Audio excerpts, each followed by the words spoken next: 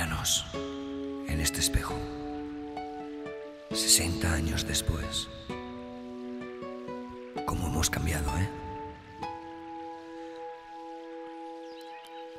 Parece mentira que seamos los mismos, pero lo somos.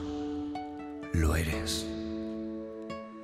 Sigues estando igual de guapa que el primer día en el lago. A estas alturas, ¿qué nos deparará la vida el día de mañana? No lo sé, cariño, pero estaremos juntos, eso seguro.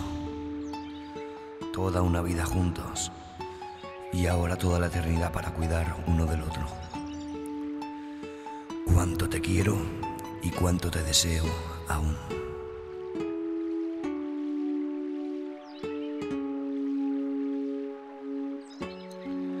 Ahora empiezo a entender todo esto de la vida y del Gary Ward. Y te diré que lo considero una especie de sueño de 30.000 días, en el que he tenido la suerte de compartirlo contigo. Cuánto te quiero y cuánto te deseo aún.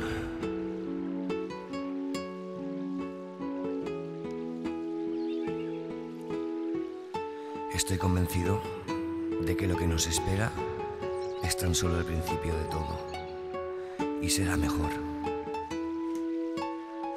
Aunque tengamos 80 años, para mí esto tan solo ocurrió ayer. Cuánto te quiero y cuánto te deseo aún.